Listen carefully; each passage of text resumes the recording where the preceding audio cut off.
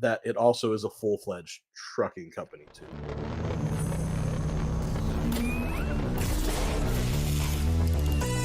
On your left.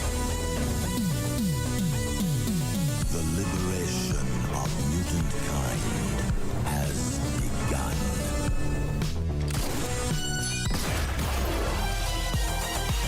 Welcome to the future. Who's this clown? Not clown, Joker. Avengers! Assemble. Nobody tampers with the equipment except Tony Stark. Good idea. United, the Avengers are strong. Hawkeye, hands off. Fool! Have you forgotten my invincible magnetic power? Not this time, Magneto. My mutant brain senses danger. Something unseen is slowly spreading its poison, edging tempers. Think carefully before you do this. You filthy criminals. 5, 4, 3, 2, 1.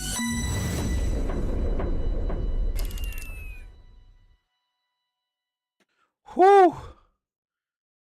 We done made it. Are we live? We're live. We made it to the last 2023 episode of Two Fat Guys Pull List. And we barely we're 4 minutes late. We did. So, we made it. So anyone that's watching this live, thank you for joining us on this New Year's Eve, the very last Two Fat Guys Pull List of 2023. But not the last Two Fat Guys Pull List episode, just the last one of 2023. So we're gonna ring in the new year. I mean, we're not staying on until midnight, but we're gonna be here to just talk about this week's comics and have a jolly old gay old time. Especially that. Yeah. How's your holiday going, Nate? It has been full of 4-year-old things. Of what? 4-year-old things. Doing 4-year-old things. Doing for some 4-year-old reason, stuff. For some Playing reason, I with thought dolls and riding scooters and all that wonderful stuff. I thought you said 40-year-old things. I was like, dang. Well, my body feels 40 years old easily. Empire says, I'm disappointed in all of you that didn't subscribe before 2024. Right? Yeah, well, we win some, we lose some. But guys, we're getting close. We're inching there. But yeah, I was hoping we would hit 1,000 subs before 2023 ended. But you know what? Right. We've got next year to get there. Now we got, it should be pretty quick, you'd think. But anyway. I would think so. Yeah, this has been, I've had the month off from work, so it's been good. And, starting up some new things in my life, which should be pretty cool. So exciting, but Two Fat Guys Pull List is obviously still the main focus, and we're kicking ass on that and reading comic books, and I'm excited. But let's go ahead and talk about some business before we start the show. As always, let's talk about our show's sponsor, Collected Comics and Games, here in the DFW area. That is where we get our comics, me and Nate, and all of our other nerdy stuff. So if you're ever in the DFW area, make sure to hit up Collected Comics and Games. They have 3 locations, one in Fort Worth, one in Keller, and one in Irving. New location in Irving. Great place to go check out. Also check out staycollected.com, where you can check out all of their inventory online if you want to go ahead and order on there. And if there's a message, if you want to send them a message before you buy or so tell them, Two Fat Guys Pull sent you over there. So and then we're hitting that sub goal. We're trying to hit 1,000 subs, and when we do, we're giving away some pretty cool stuff. One, we're giving away this Original Sin tie-in CBCS grade 9.8, not CGC, because they don't fuck up. Oh my god. Talking about some shit? Yeah, right. But this is CBCS, so you don't got to worry. 9.8, first appearance of Silk, Spider-Man number 4. It's a crazy hot book right now, so we're giving that away when we hit 1,000. And then Ron and Brent over at the shop are giving away this Wolverine number 300, 9.2 CBCS grade, signed by Brian Dunham and illustrated by Brian Dunham. So they're giving away that when we hit 1,000 subs. And I'm going to go ahead and sweeten the pot right here. All right, here we go. Not that anybody's, we don't have a lot of people watching, but if we hit 1,000 subs tonight, if we can do it before this show ends, I will give away my Wind number 1, signed by Tiny Onion himself, CGC 9.8. If we hit 1,000 subs tonight before the show ends, I will give this away tonight. I promise. My birthday's just in a couple months. I'm not giving this for you. I'm not giving this.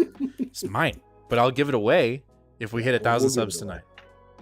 1,000 subs tonight, we'll give away all 3 of those slabs tonight. So especially that win. That'll be a tonight thing. But tonight. Are you like pooping or something? Why'd you go away? Oh, I was very embarrassed by the state of my room. Oh, so you're trying to clean it? Trying to clean it really quick? Mm-hmm. Okay. All right. Well, here we go. I can't believe you didn't call me out for my cute little... Well, I wasn't even paying attention. What was wrong with it? It's nothing. It's fine. Okay. I just like had a bunch of just like clothes. You had something dirty on your bed, didn't you?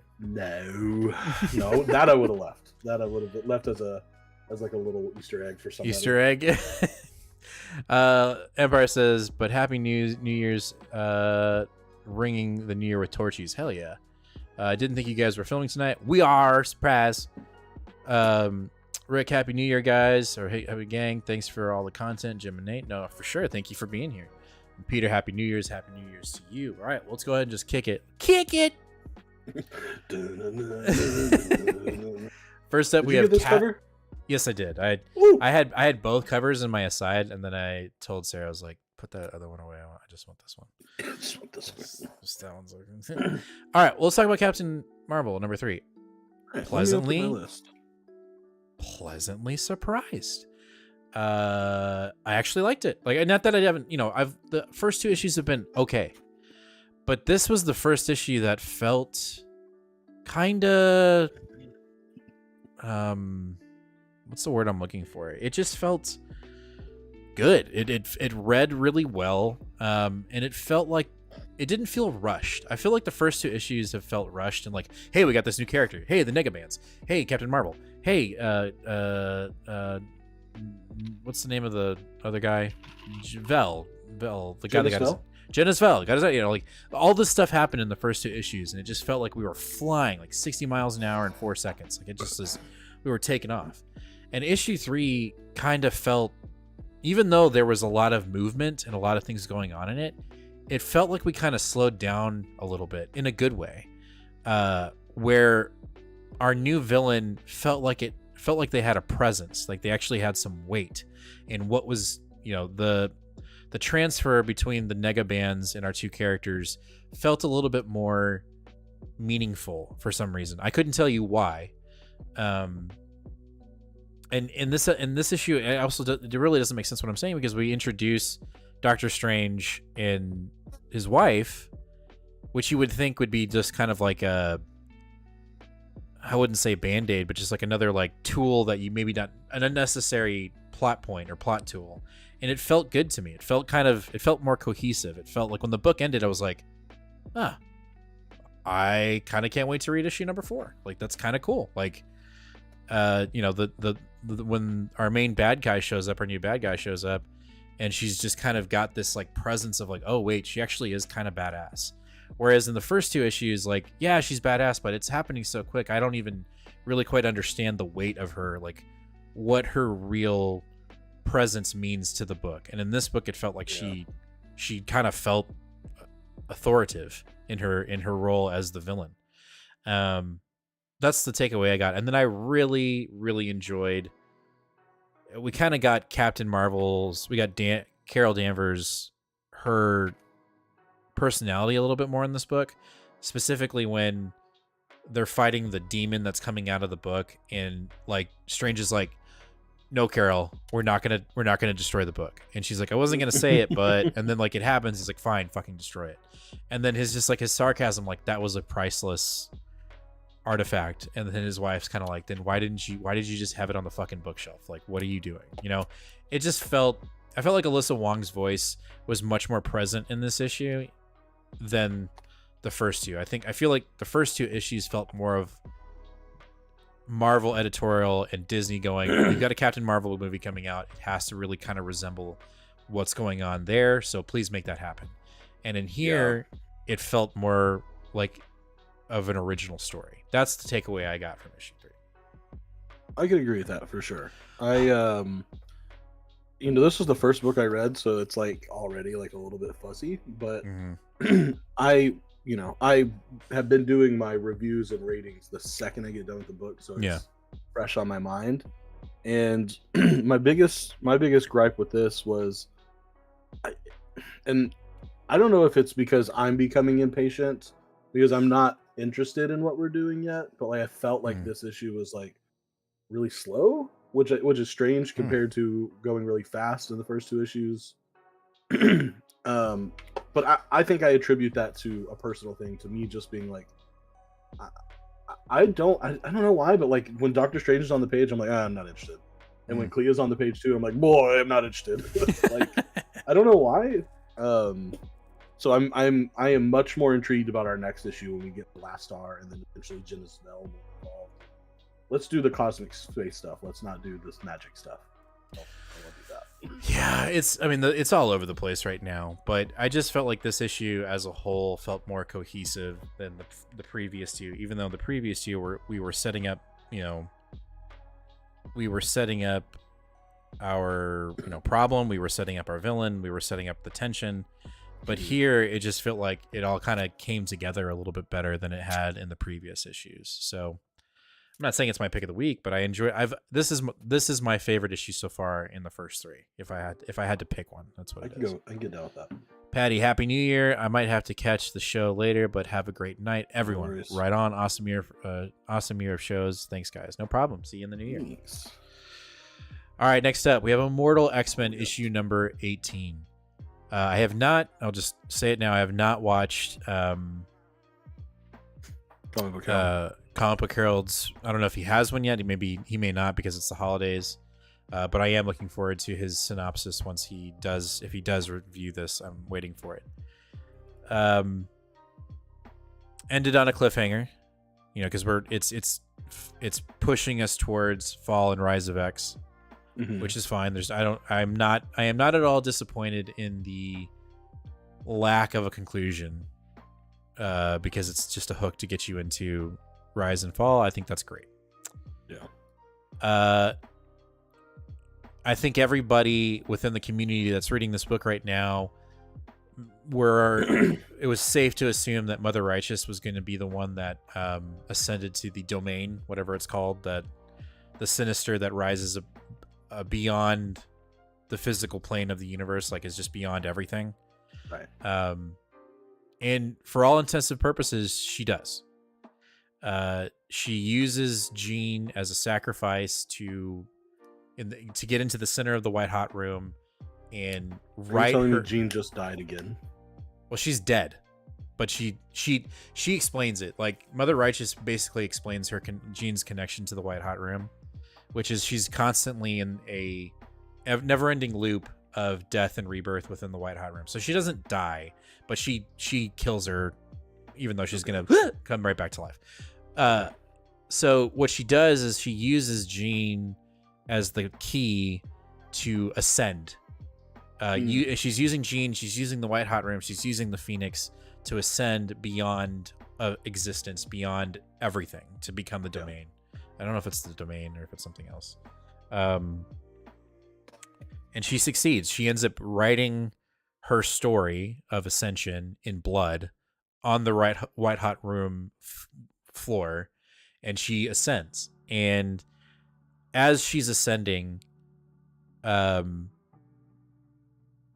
Destiny and I can't remember the other mutants are racing to make her stop because she's making a huge mistake. And Destiny, this is the best part. Destiny is able to tell everyone the future that she sees, because in the White Hot Room, you exist outside of time. You exist outside of reality. So she's able to break the rule of telling people what she sees. Oh, okay. Right? So everyone in the room is able to actually finally she's able to basically say it without penalty of what she sees, because they're outside of time and space and reality. And she doesn't say anything, but she, you can tell that everyone knows. And so as Mother Righteous is ascending, the words that she wrote on the floor turn asunder, they flame, they turn into flames. And then I gotta read it. So she's ascending, and then she basically hits a a barrier, right? She's not able to ascend any further. What up, Jaden? And let me just read it. So what she writes on ends up starting to look like paper, and the pages are starting to turn as she ascends. And so as she turns the paper, it's like fire, right? And it says, well, let's read. I'll read to you what she writes before she ascends, so you guys can have an idea. She goes, once upon a time, there was a simple girl from Essex. She became the domain, or the Dominion. I'm sorry, Dominion. Dominion? Yeah, Dominion. Dominion. She lived happily ever after. So she wrote that in blood, and then she starts to ascend. As she ascends, she sees the floor start to turn into a piece of paper, like it's lifting. So she goes down. She goes down to turn the page, and the floor is on fire. And it says, however, his mistress of stories should have known there's always a twist. Look behind you. And there's this like void that's behind her, and she freaks the fuck out. She's like, no! And she literally explodes, like blows up, blood and guts, bleh, explodes. Yeah, and she, okay. Yep. And she wakes up and descends. And Destiny's like, you fucked it up. You fucked us all. You doomed us all. And then we cut to Sinister's original laboratory in England, where we've seen this before. There are the 4 test tube chambers with the different suits of cards, and a voice is speaking to us. So whoever's speaking is the domain, or the Dominion. What am I saying? Yeah. Dominion. It's speaking to us, right? And it's going through this whole thing, and as you see the chamber with all the broken, chambers with the different suits of Sinisters, but in the center, there's circles with all of them, and in the center is a crown suit, right? Which is not a card, I don't believe. And it's the original, what it appears to be the original Nathan Essex. And he says, I was Nathan Essex. I am long dead. I am a ghost in the machine. You may call me an enigma. You were told you had new gods. You do. I am he. I can see all of you. Every part of you will become part of me. So, okay. Yep, pretty fucking like thick and heavy, and I personally don't know if this is a call to something that we should know. If you're a seasoned X-Men reader, I don't know. Yeah. So, I think it was safe to assume that we all thought it was Mother Righteous, but we knew that there was going to be a twist. The twist is that it would appear that the original Nathaniel Essex is the domain. Yay. Like that's where we're at. So that's, me personally, I can't tell you how huge of that, I don't know because I'm not as versed in X-Men lore as other very well-seasoned X-book readers or even comic book readers. But that's how Immortal X-Men is going to end. It's not a definitive end. It's a hook, and it's a hook that it's a hook that if you're not a well-seasoned X-Men comic book reader, you may be left wanting. And I would say it's not, in my opinion, it's not a very well executed hook, because it doesn't make me go, well, shit, I got to go read Fall and Rise, because it doesn't really feel like, it doesn't make me feel like I'm being pointed in that direction. It's just like over, you know what I mean? Yeah. And there's nothing in the book to tell you, like, outside of like the Krakoan in the back and like showing the cover of the Fall effects. To me, there's no, the way I interpret it, there's no connecting the dots in that aspect. So overall, I'm kind of disappointed. And I think we kind of knew that we were going to be at least I think me and you both kind of knew we were going to be disappointed, because it just feels like this ending to the Krakoan era is a fish out of water, just floundering, gasping for air, rather than how it started, which was this fresh idea, massive movement, and now it's kind of like a whoopee cushion, just kind of or a balloon spittering out air as it deflates. You know, it just, it's kind of disappointing. And I get the sense that Gary Jerry is going to be the one to salvage something out of this ending, because I think Karen Gillan is so, and I'm not saying it's bad. I'm not saying that whatsoever. I'm just saying I think Karen Gillan started here and has slowly just kind of like, and I don't think it's his fault. I think it's, hey, Karen, you're going to be the figurehead of the X Office. What you write is going to shape what we do next. And then as he was writing, they were like, hey, Karen, we need to wrap this up. Hey, it's over. And he's like, well, fuck, I still have, like, no, you're editing at 18. Like, that's it. Right. Like, so that's how it feels. That's just how it feels. I'm not saying that's actually what's happening. I'm not saying that those conversations have been had, but that's just my perception of this book ending. So that's where it's at. Love the cover. I think the cover's fucking awesome. It is a very good cover. So that's Immortal X-Men. That's how it ended. So like I definitely was like, oh shit, but then I'm like, but what does that mean? Like, I don't get it. Wait, what? I actually have a Fall of X in front of me. Is this supposed to be out yet? No, I don't believe so. I think it comes out next week. So awesome. Got you something special. Don't spoil it. All right. Sensational She-Hulk, issue number 3 from Rainbow Rowell. Let's do it. It's not. Oh, it's you? No. It's you though? No. Oh, whoa, don't say it like that. Whoa. No, I love this issue, but no, this issue was absolutely fantastic. The only criticism I have about this issue is it was too short. well, yeah, that's the criticism of every issue that Rainbow Rowell has written of She-Hulk. Is that the stories are amazing, but because she gives the time that we want to everything, it just feels like it's not enough. Like, we want more. And that's, I mean, and that's a good thing. Like, I think you said it when I texted you. I was like, I really loved She-Hulk. It was just too short. And you're like, that's why this book needs to be bi-weekly. Yeah. And I totally agree. I think She-Hulk that would be great. You know what shouldn't be bi-weekly? Spooderman. Like, it just shouldn't. She-Hulk should be bi-weekly. I think it's too good of a book, and there's so much to tell and so much to achieve. It needs to be bi-weekly. So, getting that criticism out of the way, I thought it was a fantastic issue. I really love seeing Jen connect with Hulk and her cousin, and just trying to just do everything she can to connect to the human side, even though that's a really dumb thing to do. Like, but she still does it anyway because she's related to him and she's stubborn and she loves her cousin, so she just wants the best for him. And I also liked seeing this new, I don't know if you call it villain, but just this couple who were in the original first issues of Rowell's run, continue their story, continue their arc, and they're still going to be around. There's no quick fix. There's no quick fix, even though that's what they were trying to do, or at least that's what her husband was trying to do. Yeah. I liked that. I think that's great that they're going to continue on, and we've got a name for the villain now. And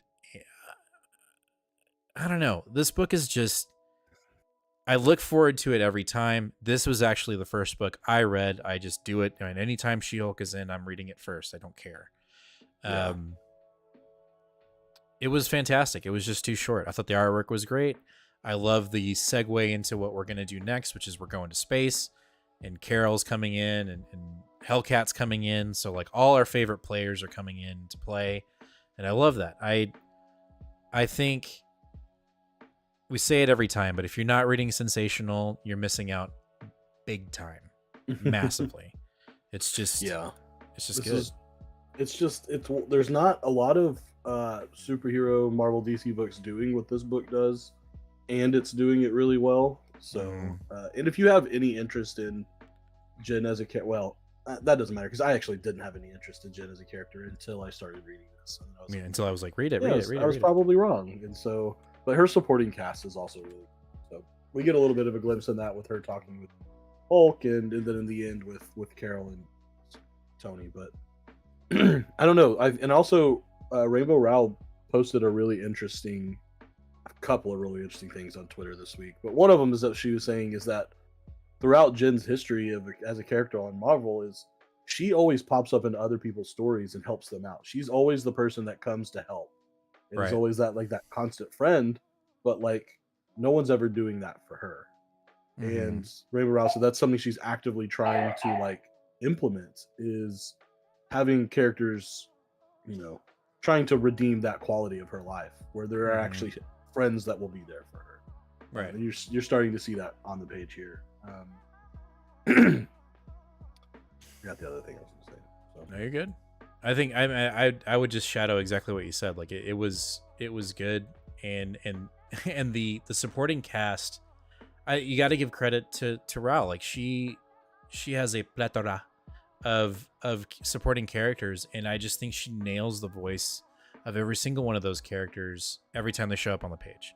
And so I can't wait to see how she has written Hellcat before. Like Hellcat has made an appearance in the She-Hulk Rao run, and I can't wait for her to come back because I think when she was in, I think there was a issue where we were like, oh, we're gonna get her, and she was only in for like 3 pages. So like hopefully we get a little bit more Hellcat centric team up with Jen coming up. But like we know we're going to space. We know Jack of Hearts is coming back into the picture. Cannot wait to see where that goes. We're gonna get some more taste of the storyline that she had with that guy that was the thief who was gonna blow up Manhattan. Like we're getting a lot. This is the other She-Hulk run, just renumbered and renamed. And right. I love it. But it was a great book. It was just too short. I want more. Give me more, please. I want some more. You grab the Ariel Daza. Is that the one where she's? Is it this one? Is it this one? Yes. This cover's. I love this cover. That's the Ariel Diaz one. Yeah, that's a good cover. Love it. Love it. Really, Jen did too. Timeless issue number 1. Give it a meh. Oh shit! It's my pick of the week. All right, I did it because I genuinely like this issue. I was, when you told me and I realized that Kelly and Lansing were writing it, I was like, I was even hesitant because their Guardians of the Galaxy run, in my opinion, is not good. I'm not happy with it. I'm not reading it. And this, for me personally, I guess proved what I thought is they do really well with one-shots and just establishing a narrative and just running with it really quick from beginning to end in the amount of pages that were in this. Timeless is one of these books that is basically giving you peeks into what we're going to do this coming year at Marvel, right? And I think we got 3 total pages of like little snippets of what's going to happen in the MCU or the Marvel comic book universe. And I will tell you right now, I could give 2 shits about those pages. I did not like. I picked up the book with the intentions of being really hyped for those pages, but as I read the story, I was like, don't care. I don't care. Like, I didn't care, and it because I was actually I really enjoyed this story. I liked the beginning of Luke and what's the name of Iron Fist? Daniel having coffee and just kind of being like, Rocky 3 freeze frame, and just like, doing the, and just being like, I'll be for you there, bro. Like, I'll be there for you, bro. Right. And then we jump forward in time and they are shadows of themselves. And the way I perceived this issue was Kelly and Lansing were like, yo, let's go full Donny Cates and just make these 2 characters the craziest versions of themselves. So let's do Luke Cage, but he has Hulk blood. He has he has the he's got the Iron Fist, he's got Hulk blood. Squazar. It's not Squazar. What is his name? Squazar. I don't know what I'm saying. Shazam. Well, I think you meant to say Quasar, but he doesn't have. It's not Quasar. What's the guy? The dude with the negative void, the void in him. I have no idea what you're talking about. It starts with an S, dude. He's like a Superman. Starbrand? No.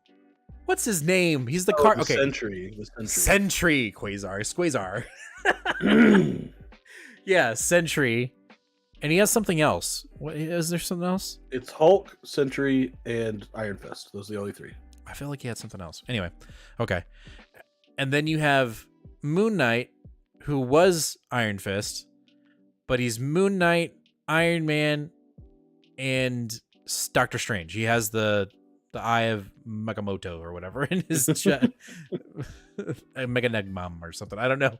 I don't know. And then on top of that, it was Juan Cabal that did the artwork. Yeah. I don't know. Like, when reading it, I never was like, I'm not following like everything. If I looked at it in the lens of like a Guardians of the Galaxy book, and I don't know if it's because it's the artwork, maybe it's the artwork, but I never felt disconnected or disjointed in the book. Even when we had the preview panels, I felt like the comic flowed really well. I liked this new version or multiversal version of these characters and how they existed and what they were going after, which is essentially, and dude, I am blanking today. Name of the Moon Knight god. Khonshu. I knew it was like it starts with a K. Trust me, I read these books, I promise. You know, Khonshu is basically trying to ascend to an even higher plane. And he's sacrificing the entire world to do so. And he's using Moon Knight or Danny to do that. And so they go on this epic fight, this epic battle. And I don't know, it just, everything for me worked. And I really enjoyed it. I had a good time with it. I liked how, you know, we had that beginning thing where I think Daniel's like, how do you punch a dragon in the center of the chest or something like that? And then like obviously it came back at the end with him punching a hole through Khonshu. I thought that was dope. Mm-hmm. And then he literally punched so hard that he blipped himself into the 616 universe. That's when my eyes fell out from rolling so hard. Which I don't agree. I thought that was really cool. I was like, that's fucking cool. Because he shows up in our universe as basically a nervous system. And then it just it fleshes out. And I'm like, that's fucking cool. Like, to me, when I saw that, I was like, that's just cool. Like, I think that's awesome. It just felt like Donnie, like, for some reason, I just got Donnie Cates vibes when I read this book. And I liked it. I had fun. Like, I had fun reading it. And I think that's the most important thing, is having fun when you read these. Like, I have fun reading She-Hulk. I enjoy myself. I have fun with it. I'm intrigued with it. I want more. And I want more of this. I want more of this story. And I think, I will say, I think more than 50% of it is the artwork of Juan Cabal. I think he just smashed it out of the park. So that's it. That's that for me. Yeah, I don't have too much to add. Like, you know, I hate this book. As an Elseworld story, it's a pretty strong one. It's a pretty strong Elseworld story. There were a couple of things that like were just sort of maybe just like, we don't have time to cover that shit. Like, I never understood why Luke at any given point was having the flashes of the future 616. Like, it didn't make any sense. Right. But okay. And I won't hold it against the issue either. Like, I gave this a 3.5 out of 5 stars. I hate it. But yeah, I'm like really terrified of the glimpses that they gave us into like things to come. Yeah. I didn't realize we were already getting covers of this apparent new champions team. But one thing we do not fucking need is more kid superheroes. We have so many underutilized kid superheroes. I don't want to see another fucking one. Like, not one goddamn one. Sound like a comic skater, dude. I'm so irritated with it. I'm not interested. You heard it, guys. I can't even remember. Kids. Nate hates kids. I've never been quiet that I hate kids. I like one kid in the whole world. All the rest of them can go. You hate my kids? It's a figure of speech. It's a figure of speech. Dude, this channel is done. I'm looking at some of the things that I put down. Strange and Clea possibly having a baby. I'm so fucking uninterested in that storyline that it made me far. like even thinking about. No, I'm just not interested in that. There's like a whole huge panel of Rogers and Stark fighting again. Like we've done that story so many times, and I can hear your eyes rolling. Like I can. It's like it just. I don't know. Whatever. So let me. That's let me all just, I have. No. Let me go ahead and ask you this because I really want to hear this. 'Cause it's probably just gonna be like, oh, what did you? How hard did you roll your eyes when you saw the X-Men panel? Which one? The one with Xavier like strapped to his like BDSM chair? I thought that was cool, but I'm talking about the last one. I don't even remember it. So it's the X-Men. It's like all the classic X-Men. They're all silhouetted, but either Xavier is wearing Magneto's helmet, or Magneto is sitting in Xavier's in the chair. I hated it so much my brain deleted it. 2024 is going to be fun, guys. You will continue to see the same amount of mutant coverage for me as you have for the past 4 months, and that's fucking zero. Dude. Especially with where they're going with things, guys. right now. We started. Hey, this let's channel restart to 1966. Let's do. Hey, you ever heard of the story of the mutants in a school with a bald guy as their dad that beats the shit out of them and doesn't really train them on how to do anything at all? Then flies off to space to go fucking alien. It leaves them with the most hated villain of all time.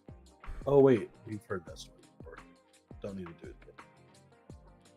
Tell us how you really felt, Nate. I might be passionate about it. A little bit. Right. Well, I thought it was fun. I liked it. I did like seeing Xavier, like, you know, because what didn't it say something like no one's allowed in, like he's just putting himself. He's like isolating himself because he's so pissed that his experiment failed again. He's back in the chair and he is mad. He's mad. All right, X-Force issue number 47. We're just trudging along to issue 50 to get this thing ended, or to end it. I'm trying to remember what happened. So they moved a bit of Krakoa to the South Pole. Of course. Why not? Because this is Dark X-Men 2.0, where they're setting up base and everyone come here. This is the beacon, please. And you're like, and you know, Madeline Pryor's doing that over in New York, so whatever. The Quentin, Kid Omega, has a psychic premonition or a beacon that one of the quintuplets, what's her name? The Cuckoos. One of the Cuckoos is alive. When everything went down at the gala, she turned herself into a diamond and was completely like buried alive. And so he's like, bye, and he takes off after they set up base. And Wolverine's like, don't go, kid. The minute that you use your powers, the Iron Man Sentinels are gonna find you. And he's like, fuck you. He takes off. And you're not my dad. You know my dad. Yeah. Get out of the tank. No. And he lands and finds her, and the minute he's like, I found you, and then literally the Sentinel was like, don't move, and he's like, oh shit, and he takes off. And then he brings him to Antarctica. So they set up base, and then the fucking drones are like, get down. And then, again, they're trying to stop Beast. Beast has gone fucking rogue, and the issue ends with them pulling off the saving, and one of the Cuckoos is there now, and they're like, oh yay, happy family, yay. And as they're hugging it out, the next panel is Beast looking through a sniper rifle at them going, I'm glad everyone's alive for now. And you're like, what the fuck are we doing? How are you going to wrap this up? Full baddie. Yeah, so you've got that, and then also, because Benjamin Percy is doing Wolverine, like out of nowhere, Cyclops or Colossus, Wolverine's hugging it out with Kid Omega, and Colossus goes, Wolverine, I have to tell you something. And he's like, what do you want? Like, fuck you. Yeah. And he's like, it's about Sabretooth. And he's like, right? Because what we're getting in Wolverine is the Sabretooth Wars. So it's like, it's the most pieced together hey, we're ending, but we're also starting a new story arc, but hey, we're ending it. Like, it was so messy. Like, you would have, like, the eye rolls you had over at Timeless, like, you literally, your head would have just exploded. Just like, the fuck is, you just would have blown up.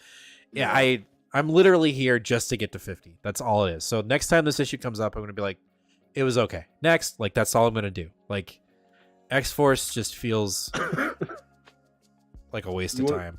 You know what I feel like is the perfect GIF to explain the ending of this X-Force run?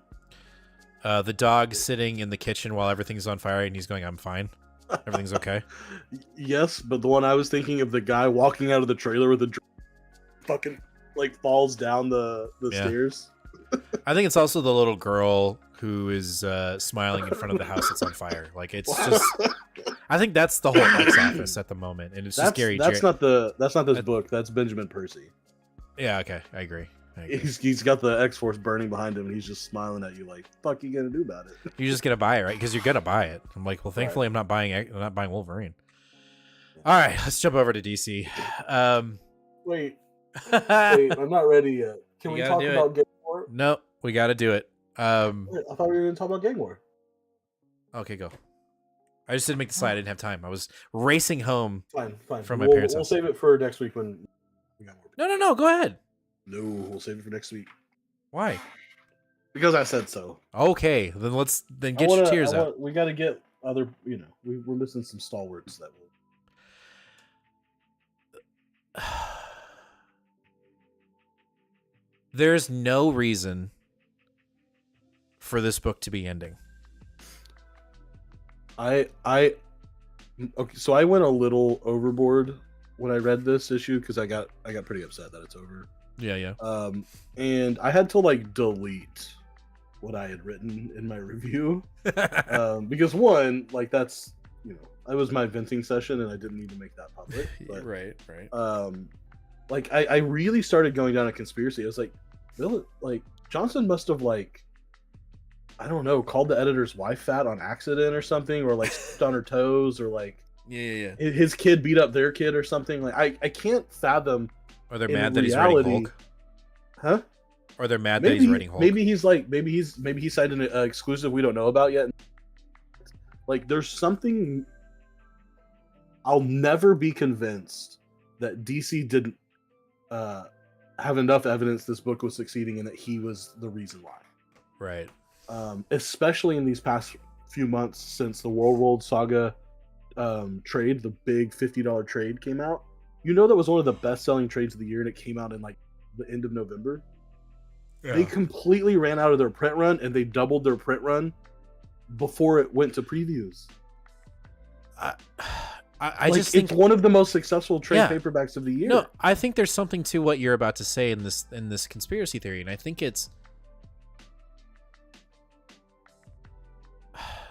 think Joshua Williamson is taking over Superman. He has been.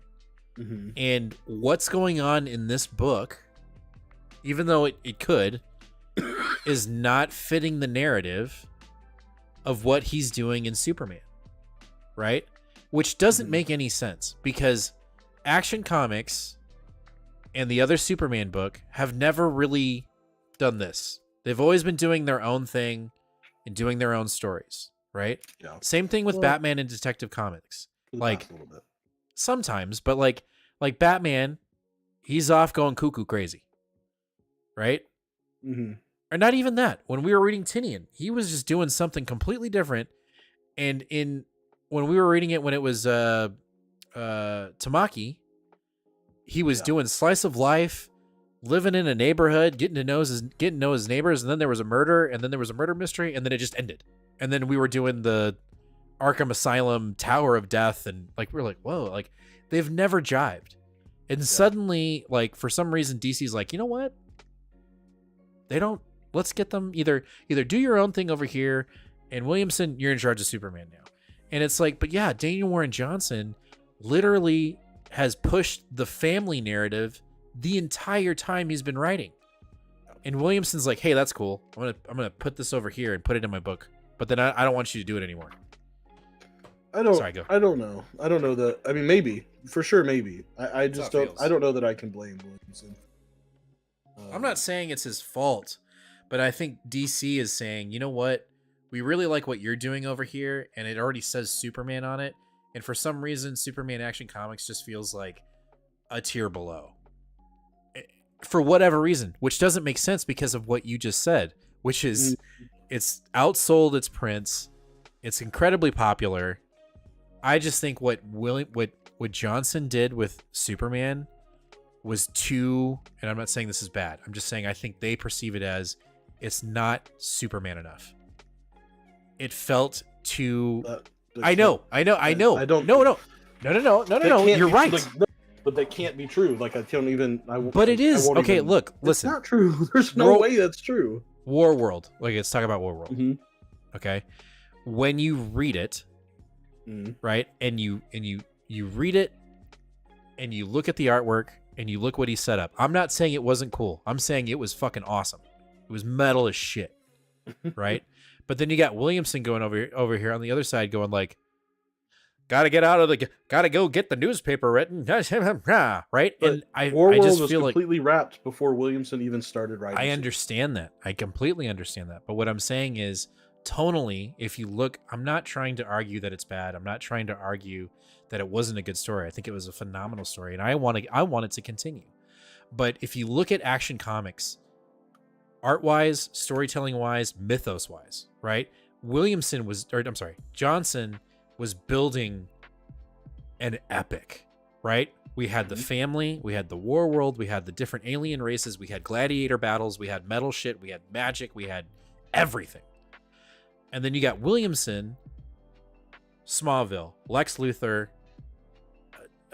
science, kryptonite, almost kind of classic Superman. And I'm saying that kind of sarcastically, right? But if you were to look at the two books and put them side by side, Johnson was taking more risks. Sure. He was taking more risks because he had more narratives and newer things, I believe. Whereas Williamson, it feels like a classic Superman story in the sense of other books that we have read, more like Mark Waid, right? Like more like Batman, Superman, World's Finest. Whereas Johnson's felt like this epic space thing.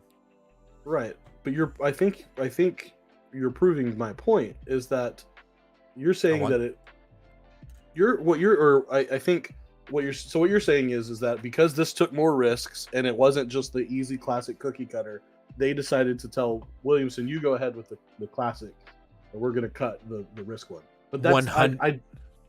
What I'm saying is I believe that is totally wrong because DC has showed us that they are willing to take risks right now. And you just gave me a great example of a book that's doing super well and still continuing because of the risks that are being taken. But then why is it ending?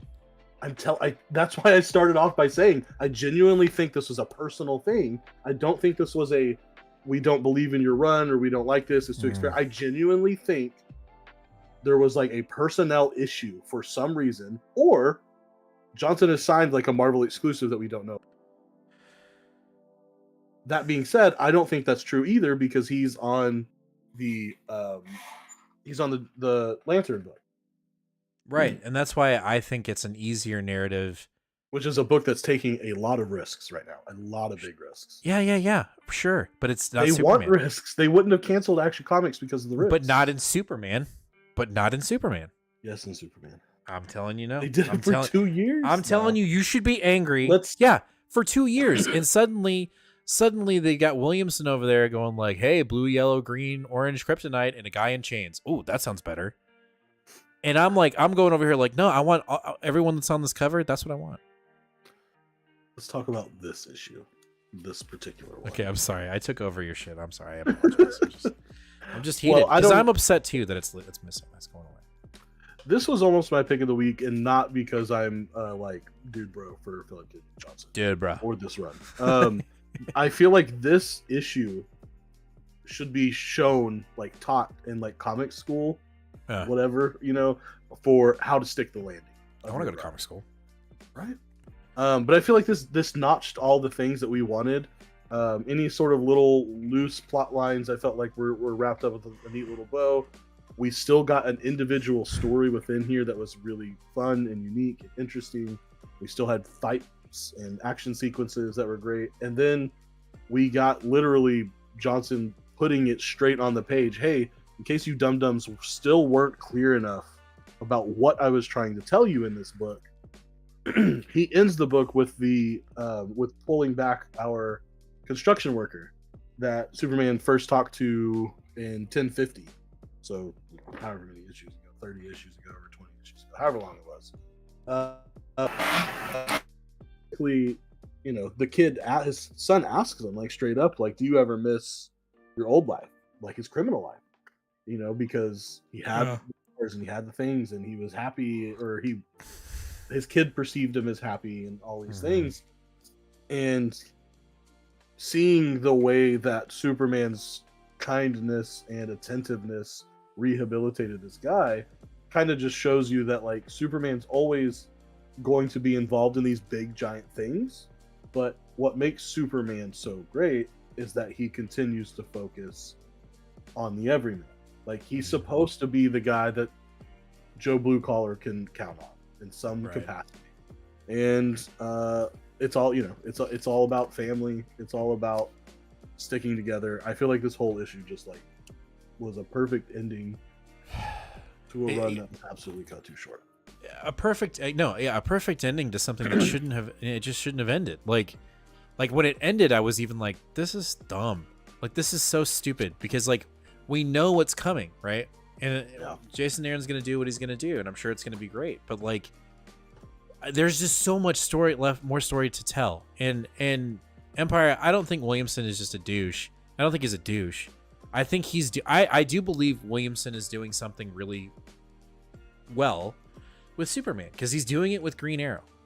The problem with the problem I have with Williamson is when he tries to do these epic events that are perceived to move the needle, and they don't, because then nothing matters in DC. Nothing matters when they do something big and huge. And I'll even we'll get to it when we get to Green Arrow. But when he focuses in on one specific character in one book and just pushes that narrative, he does a great job. But I'm right there with you, Nate. I think Philip Kennedy Johnson's run got cut too short. He could have kept on going, and he was building something really, like when they jumped from Warworld into this whole Blue Earther, family-oriented, the super family is massive. I was like, holy shit, we're actually going to go back to what he was establishing with the House of L. And then when they got cut, and he literally tweeted, he's like, yeah, you're never going to see this. What I was trying to do, this Game of Thrones of Kryptonians, never going to fucking happen. And that's why you will continuously see jabs and meme videos on our YouTube and TikTok channels of me being upset with DC's lack of respect for continuity. If you've seen our most recent short, it's pretty plain to see that I don't like it when DC's like, hey, get ready for the dawn. Hey, get ready for the midnight of DC. Hey, get ready for, like, I don't fucking care. So Green Arrow is your second pick of the week, right? No. We'll get there. Detective. I'll keep this one short and sweet because I'm gonna say the same thing. This run the whole time. Wait, hold on. Here's what he's gonna say. You ready? Yeah. This is what he's gonna say. It's really funny because your sound editor like edited most of that out. Well, they heard it. No. I mean, maybe it's. I don't think it's Discord not letting you, because whenever you yell or something, you won't hear it. It cuts it out. But I'm sure everybody heard. I heard nothing. So you just saw me go. Okay,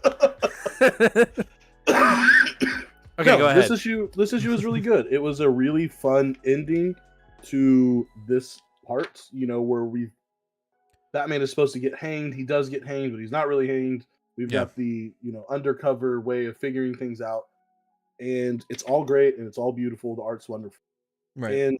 But then it goes to a whole other element because I was very shocked. Like, I was very shocked. John We says, find we out. heard it. No. So, I don't know if you've been keeping up like at all with what's been going on here. No. So you remember the family that's coming in, the organs? They're Yes, coming the in. family. We're Yes, the ones over Gotham now. And there's the son who's like the big beefy guy. He can like get real strong, but Yeah. kind of sympathizes with Bruce. Right. Turns out that motherfucker helped Catwoman and Jim and all the rest of them, because for all intents and purposes, they saw Batman hang. Because Catwoman and them were dressed as the Organ family when they pulled him down. They took his body away. Everyone in Gotham thinks Batman is dead right now. He was being dead. Okay. And so he's the one that helped them do it. And that's shocking enough, right? Like, Yeah. I was, whoa, holy shit. Yeah. What the fuck? Yeah. I was not expecting that. Dude's mom poisons him, kills him. The dude with the chick with all the eyeballs? Yeah. Ooh. Yeah. She just like, he's like foaming red at the mouth. And like, bleh. And she's like, don't worry, I'll have other husbands or sons. Maybe they'll. She's like, I've been around for hundreds of years. We're not worried about this shit. Holy shit. I was not expecting that at all. Yeah, no. So now what's even funnier, and I think you would probably roll your eyes a touch at if you were reading this, is they realize that, so Batman's like in a comatose state. Like, they can't get him to wake up. He's alive, but he's down for the count. They're constantly being chased right now. All the like ninja assassin stuff and they're like, we got to get him out of Gotham. We don't know what to do. And so they hand him over to Talia.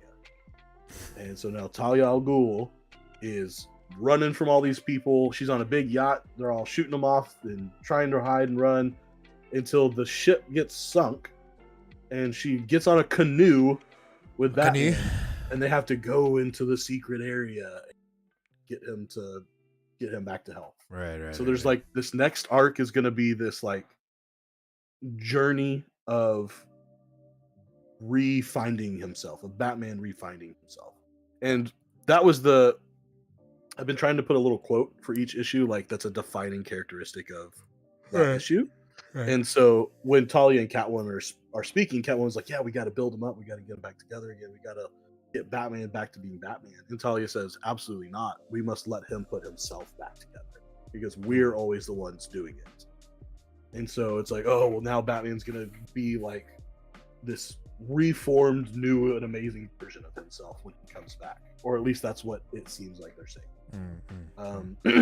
So it seems like this next arc is going to be really interesting. It's going to be a mix between this Gotham, who is under the control of the whatever, the reality chair, whatever the hell's underneath the city. And like everyone's like, they don't just think Batman's dead. They're starting to forget about him. Oh shit! Like we're seeing like people forget that the bat light is up there. It's got like leaves and moss grown over it and shit. The bat signal. The bat signal. Thank you. I like bat light though. I think that's better. The bat light.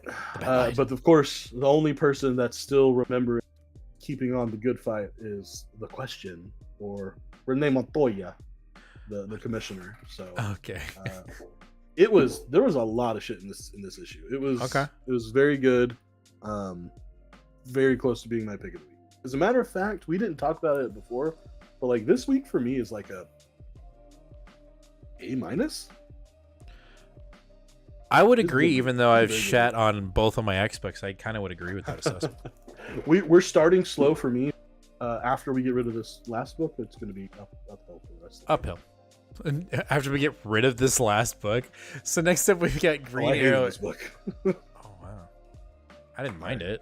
I mean, okay. Well, here I think I know what you're gonna say, so we can kind of. So issue 7 of Green Arrow.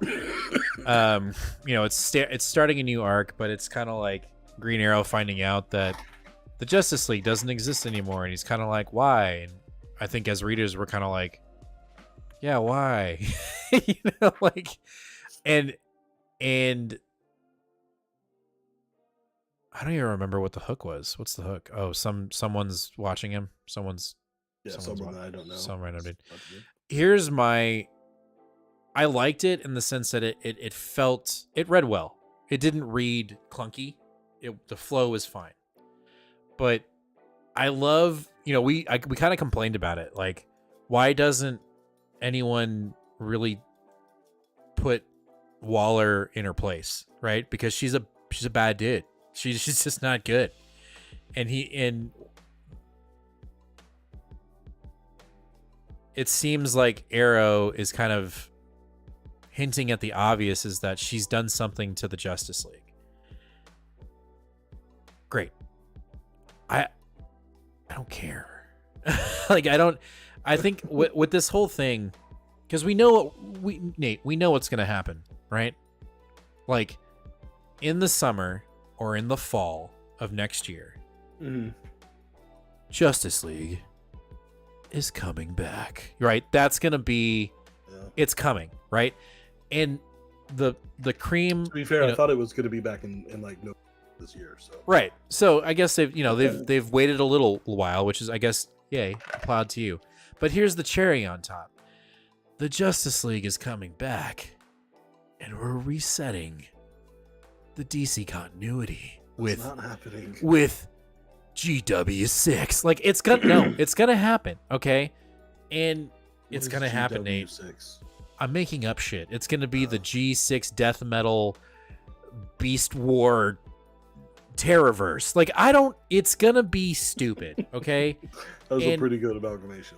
It's gonna happen, right? Because it's gonna be so big. When they reset, it's gonna be so big. They gotta bring back the Justice League. And to be fair, I'm ready. I what? Dumb? What'd you say? I just said, to be fair, it's from Letterkenny. Never mind. Okay, here's my issue. I think, to be honest, I think Green Arrow has a point. Like, why the fuck would there not be a Justice League, right? Oh, well, it's because the Titans, we gave it to them and they didn't want it, but they basically are it, but they're just the Titan. Like, it just feels so clunky and so, like, DC. We know you're going to have the Justice League. We know they're coming back. It's going to, it is going to reset, whether you like it or not, Nate. It's going to happen, and they're going to give it some stupid fucking name. I'm telling you now, it's going to happen. And it's going to be Williamson sitting at a thing. We are going to, what was the last, before Dark Crisis? What's another event that DC did that's going to, just give me one. Infinite Frontier. No, but they already did that. No, give me like one back in the day. Like, what was the first thing that ever? Crisis on Infinite Earths. No. Zero in the summer. Yeah, sure. In the summer of 2024, Joshua Williamson is going to announce the new 63. Like, it's going to be some shit like that. They just did that. They're not going to do it 1 year later. They just did it with Dark Crisis. And with the same writer, they're not going to do. There's no Mark way. my fucking words, chat. I am. We all are. We are all very, like, we're writing down which episode this is so that we can bring it back and show you that it's not happening. You know how I feel? Save the date. December 22. The world's going to end, right? Yeah. But I'm telling you, it's going to happen. And it's going to happen because they're going to reignite the Justice League and bring them back. And the leader of the Justice League is going to be who? I don't know. Green Arrow. It's going to be Green Arrow. No, it's... Go ahead, Nate. Go ahead. I thought I was the one that didn't like this. What's funny is I didn't mind the book. I thought it was fine, but throughout the book, I was rolling my eyes over Amanda Waller did something to the Justice League, and that's why they don't want to get back together. And I'm like, okay. See, that's not what I got from this book at all. That's what I got. Literally, each one of them was like, we have our own fucking shit going on right now, and Dick is literally doing it with the Titans. Why would we all trust him? We all collectively agree that he can do it. We each are too busy to be contributing to it anyway. So there is no need for this. And right, he's but just then being a baby going, yeah, but then he says that he doesn't buy it, and he says Waller's behind it. He said that in the book. No, I get that. I'm just Okay. saying that I don't. I'm saying that that is a good reason why it doesn't exist. I'm not saying it's not going to. Of course, Justice League's going to come back. They're not going to not have Justice League. I'm not It's gonna saying be the new that. 63. It's gonna be They're the new not 63. doing. They're not doing DC 69. That's Oh not yeah, they are. happening. 69. Ooh, that's better. I like that. But to me, this issue was just like one of the reasons why I've liked the Green Arrow run is because it's done a really good job of being new reader friendly and what most people have said is like if you're a classic reader, you still enjoy it. And so I felt like this issue was super unfriendly for the new reader because not only did it give us what most people in reviews are saying bad characteristics of Green Arrow, it really didn't build much at all. I know it was like very much like a foundational issue, but like him traveling to the Justice League in each one and like talking to them and shit. One, it broke continuity in every single appearance. Oh, 100%. Yeah. But it was all a waste. Like it could have been done in like 3 pages at most, and we did it in like 16. And so I very much finished this book and was like, I don't know. I know it was only $4, but I kind of want my $4 back. It just there was not enough value in here for the book. That's it. That's all I got for. John says, DC makes me feel like I'm on a hamster wheel. Thank you. I love it because there are 2 versions of DC readers, or there's two versions of DC readers. People that actually read DC. There's like you and John who are like going on the Ferris wheel or the hamster wheel, and you're just like, God damn it, why am I still doing this? Yeah. And then there's people like me sitting in a chair, lounged up like this, reading badass comics like Detective and Action Comics, just going, quit fucking worrying about it. Just you can't. Look at this If guy. You want to enjoy these Look books, at this quit guy worrying saying about it. he's better than us. Over here, just touting his. Have I ever given anyone the impression that I didn't know that I was better than them? Shut the fuck up, Nate. No, I'm just saying, like I'm being overly dramatic about, or like blowing that out of proportion, because that's a genuinely frustrating thing to do. And I realized that if I was going to enjoy these stories, I had to do the work to putting that to the side. And I was able to do it. And you guys would be happier if you did it too. It's difficult to do with these books because continuity is what makes superhero books so fun. But you're never going to get it with DC. You're never going to get it. Marvel doesn't do it that well either because they just like pretend like it doesn't exist. DC at least tries, and when they fuck up, they go, well, we're trying. I don't know. That's so frustrating, though. I don't like it. I don't like it. There's so much, because you know what it is? You know what it is? It's because there's so much potential. And we knew that. We knew that going in. Like, we both knew that going in. When we jumped onto DC, when we started this channel, we knew the potential of having genuinely awesome continuity. And they hooked us, Nate, because we were in it. And we're like, oh, this is fucking awesome, man. They're setting up so many cool things here. And then like, hey, by the way, we're changing the artist. Hey, by the way, we're changing the story. Hey, by the way, this runs over. Oh, but we're keeping the same numbering. And don't worry about it. Don't worry about it. That's what it is. All right. This half of the show is brought to you by Nate's Beard. What? The rest of the show is you, my guy. Is it? Yeah, because we got that, we got Dracula and World Tree, and then we're gonna talk about Duke because we didn't have it on our list, but we bought it. But we bought it. Okay. What about I Duke? do want to talk about it. Okay, so this was our big beefy $10 issue. Yeah. Yeah. I was like, man, this, Boom doesn't really do this to us. They don't really do the this large of a format. But you know what?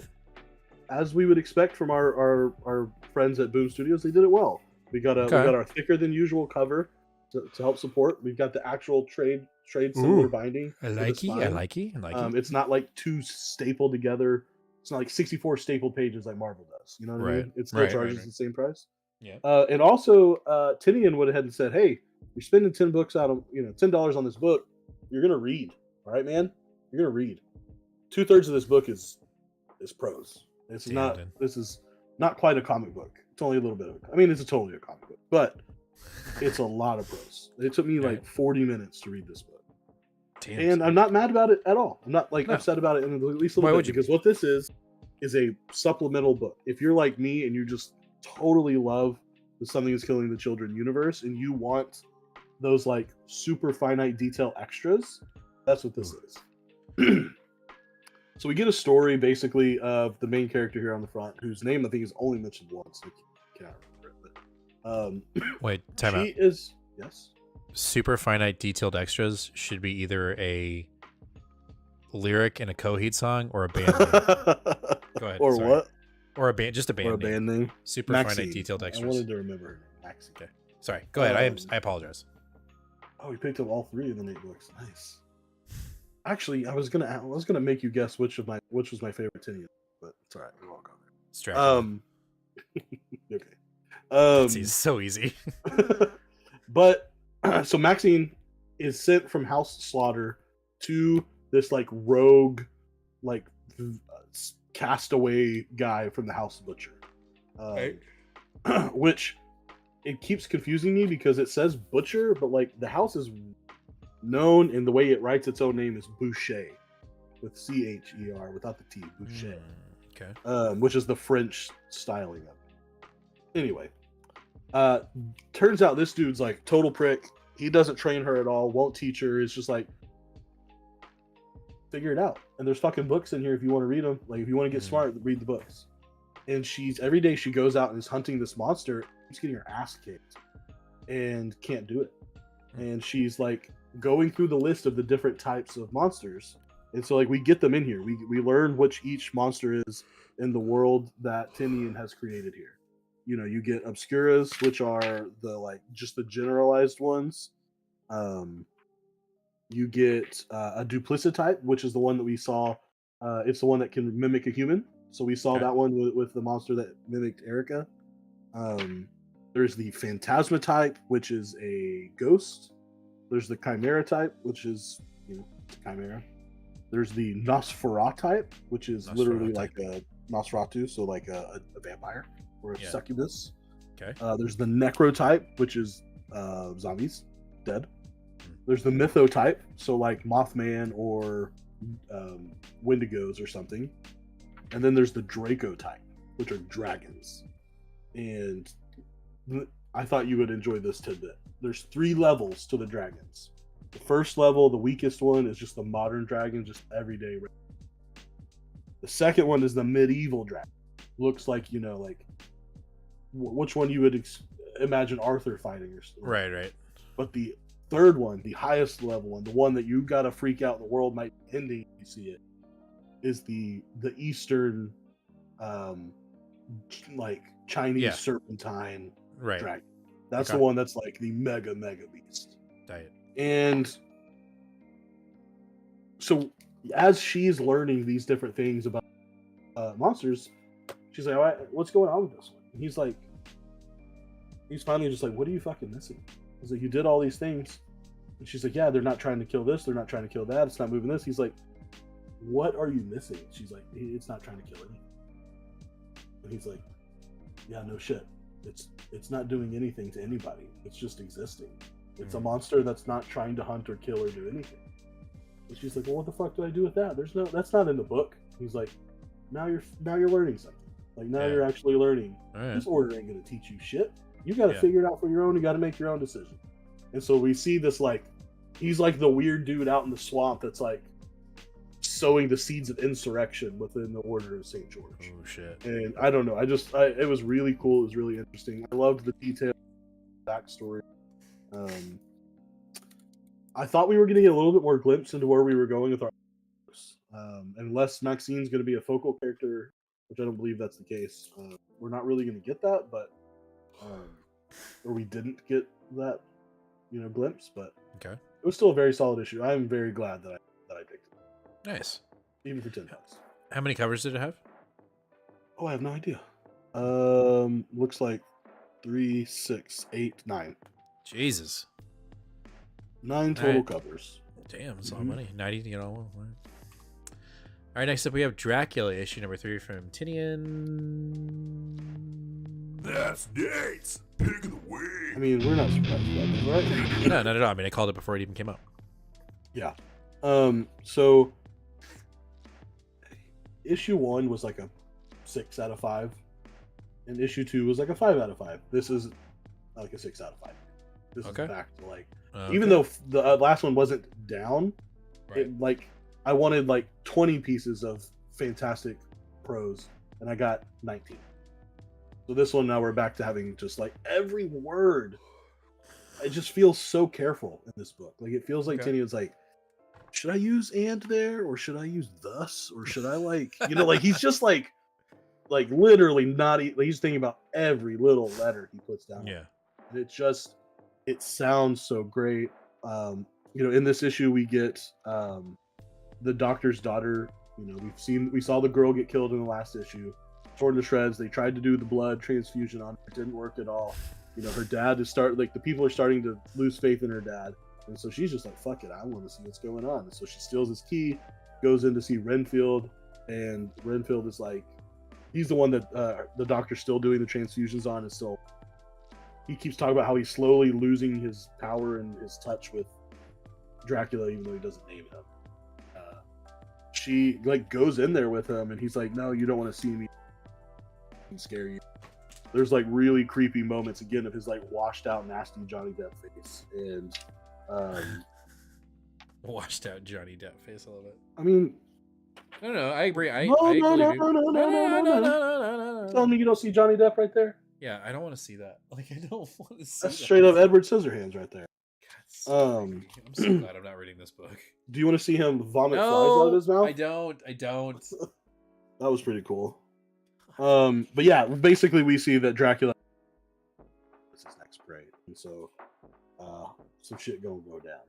But yeah, everything about this, like the prose was amazing. It fits the style perfectly, and it is. I was dramatic at first when this first issue, when the best visual comic book I've ever seen in my life, and now I can say without a doubt, there's nothing close to this book. Like this is the best comic book visually that I've ever seen in my life.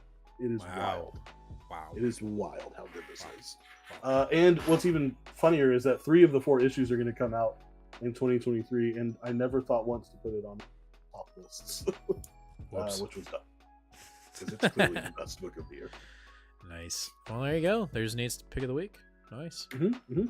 All right, our last formal book of the night is World Tree from Tinian.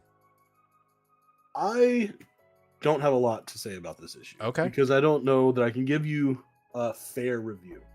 One of the pitfalls of all of our independent comics that we take breaks on is, especially in a book as heady as Tinian's books are, you almost have to reread them every time. Because to sell you, I didn't have a fucking idea what was going on here. I had no idea. Okay. One of the small faults of this book is the homogenization of our characters. They all look the same. They all look almost exactly the same. It is very difficult to tell them apart. And when I haven't read about them for 6 months, and they're all basic white generic names, and they're basic generic white people, I just was like, I couldn't tell Bob from Sally or Sue. I was just like, I don't remember who these people are. I can't, like, the impact of what they're doing didn't sit with me. And so, like, the overall big themes I kind of got, but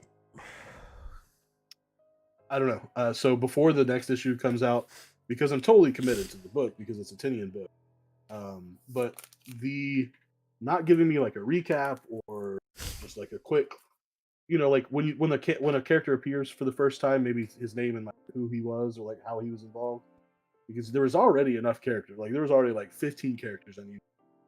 Right. Arc. I didn't remember. So I read this and as best as I could, but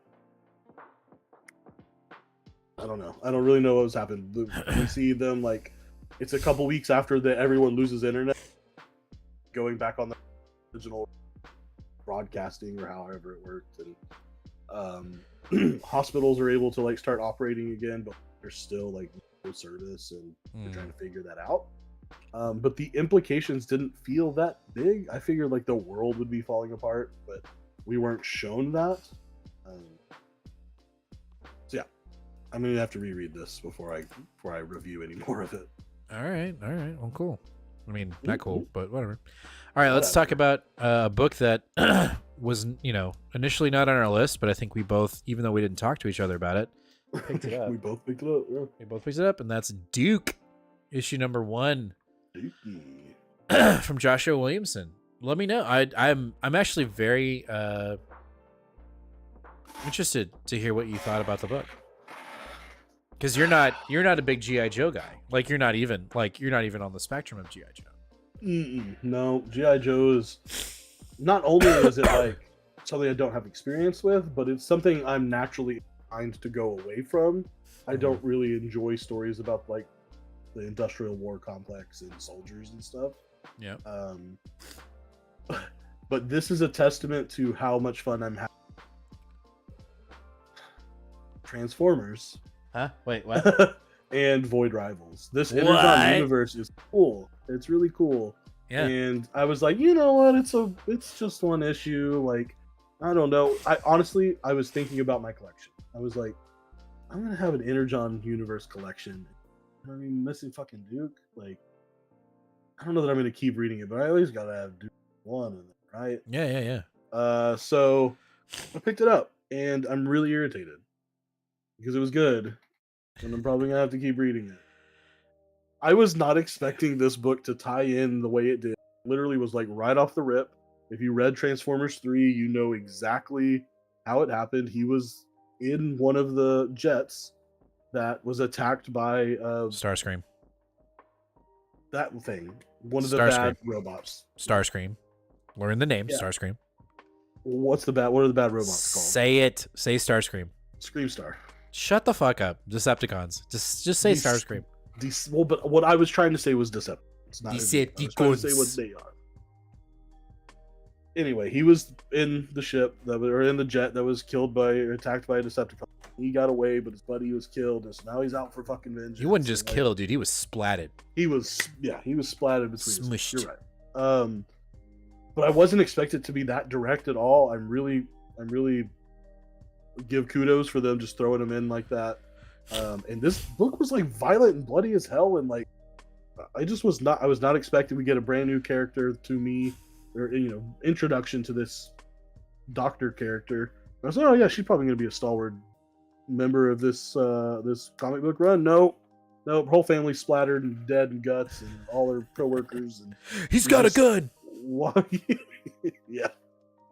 It was wild. I had fun with it, and I didn't expect to have fun with it, and I don't know what to do with that. I thought it was a good book. I wasn't expecting to get it, but I was like, you know what, fuck it. I was like literally the same thing. I was like, I gotta check it out. And is Williamson writing the Cobra book too? Yeah. Shit. Cobra Commander's just one issue though, right? I have no idea, but I'm getting it because it looks amazing.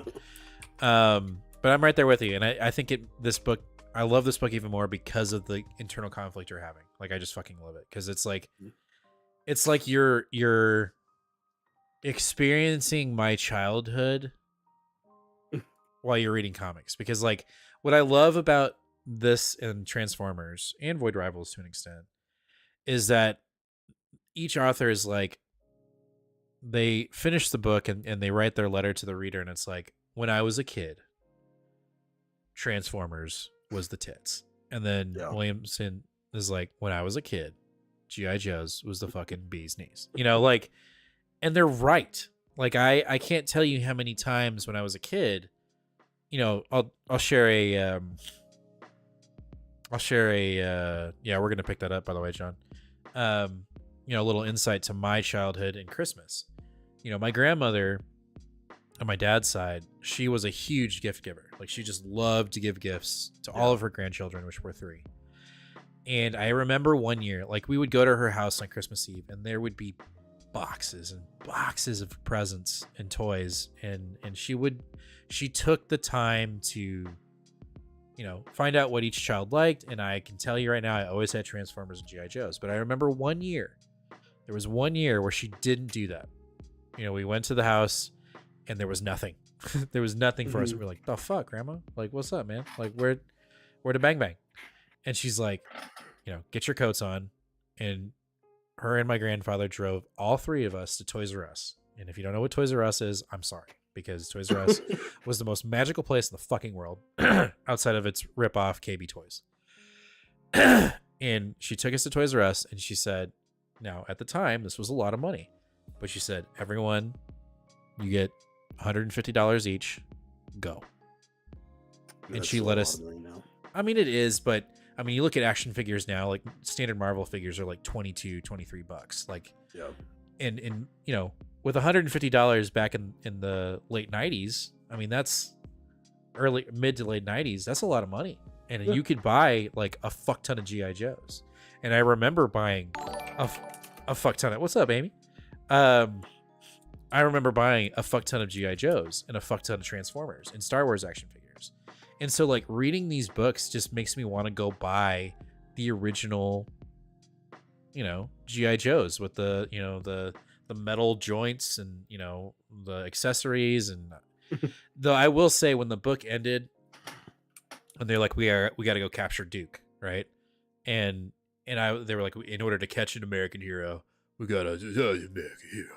And I, you know, I'm glad that the two characters at the end were, you know, classic G.I. Joe characters, but I was really hoping to see Snake Eyes. Like I thought they'd be like, and we're sicking the most deadliest assassin ever, Snake Eyes, after Duke.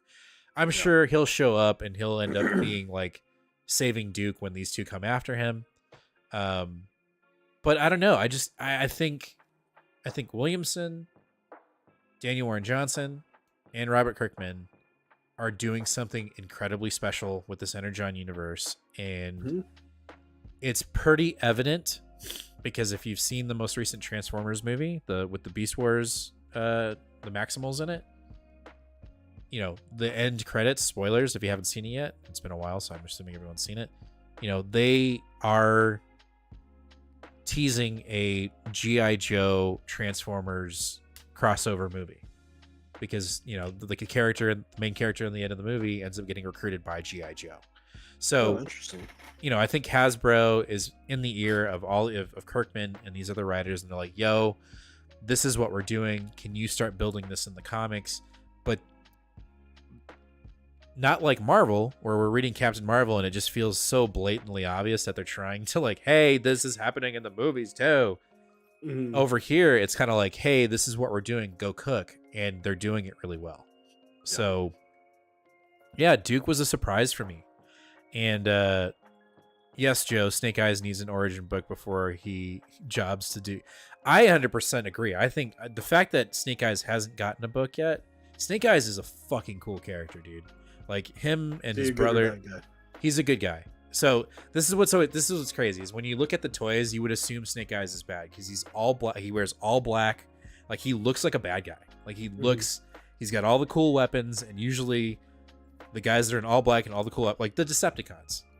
I love the Autobots, but the Decepticons always got the cool shit. They all can turn into planes or fucking tanks or a gun, you know, and you're like, God damn it, why, you know, yeah, a big ass truck is dope, but why don't the Autobots have a plane? Well, it's because they're called the fucking Autobots. They're cars. Right. And so when you look at the G.I. Joe toys, yeah, the G.I. Joes are always cool. But the Cobra kids, on the Cobra side, always had the cool looking uniforms and the cool weapons. But there was one G.I. Joe that was always kick ass, and that's Snake Eyes, because he's a fucking ninja, but he's all black and he looks like a bad guy. And the bad ninja who's on Cobra, which I think his name is Storm or Winter Storm, I can't remember. Help me out there, chat. He wears all white, and he has a red like mask over his. He's fucking cool too, right? But Snake Eyes always looked like a bad guy, and I think that's why he's really fucking cool at it. But Snake Eyes deserves his own book. He's just fucking cool. He takes the oath. I think it's the Shinobi that they're a part of, and he's got like the tattoo. And in his oath, I think he swears to not speak ever again. So he doesn't talk. So like, you know what would be kick ass is if Peach Momoko jumped on the Energon universe here and wrote the Snake Eyes book and did silent issues. Just did silent Snake Eyes issues. I think that'd be fucking awesome. Kirkman, get it done. sign the girl, please. That'd be so badass. Oh god, Jaden, don't make us feel old, man.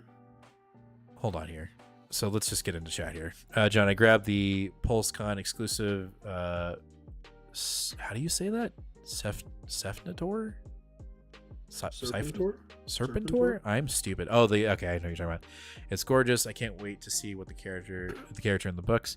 This feels like what Jonathan Hickman wanted to do with X-Men. I hope they keep pacing good and story one way.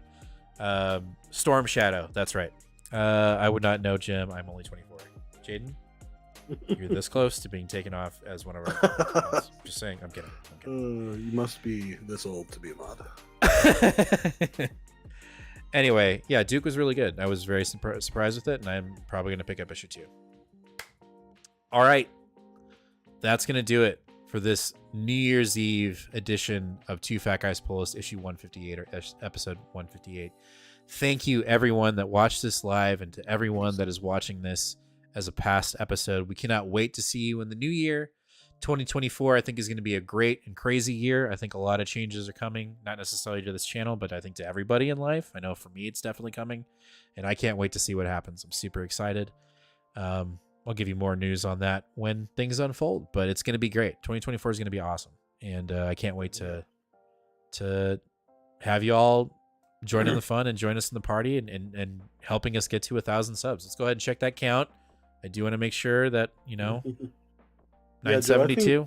I think we're pretty much all in on the universe. I mean, I'll do the GI Joes will probably be issue by issue for me, just because I've already started making cuts. I think we're both pretty much all in on this Energon universe. I think this could scratch the continuity itch that is missing from DC books for Gen 2. Joe, are y'all doing the best of the year video? We need to. I just don't know when we're gonna do it. Maybe we should like plan it out and then just do it on our first live show, because next week is like only 5 books. Well, then I think that's what we should do. So next week we only have 5 books, so we'll do the best of 2023 live next Sunday. How does that sound? I like that. I like that. Gives me a chance to actually get it down. Because I still need to do it. Like, you sent me that document and I haven't even worked on it. I've been so busy. Yeah. But cool. All right, guys. Well, we'll catch you guys this Tuesday, 4:30. Dude, I can't speak. 4:30 p.m. Central Standard Time for New Comic Book Day, which will be a very short one because we really only literally have 5 or 6 books. Like, that's it. Like, not a lot of new books because I think it's the beginning of the year. This was the 5th Wednesday in December, so there's kind of like a catch up New Year kind of thing. So, not to say that there aren't some good books. We got to follow back. Oh, wait, I can't say. Just watch the video. But it's not going to be your standard 15 to 20 minute video. It'll probably be really short, like at best 10 minutes. But anyway, hit that like button, you guys. Have an awesome new year. Bye, y'all. Wait, thank you, Jaden. Happy New Year, my dudes. What a great community. Thank you so much for this awesome channel. Thank you, John, for just being here. We love you all. We appreciate every single one of you. And we're just glad that you're here to listen to us ramble about comics and hear us cuss at each other, because yeah, we did a little bit of that tonight. Yeah, a little bit. But anyway, thanks for everybody for being here, and we'll catch you guys on Tuesday for New Comic Book Day. As always, fam, be kind to one another and read more comics. Happy New Year's, guys. We'll see you guys next year. Bye. Bye, bye, bye.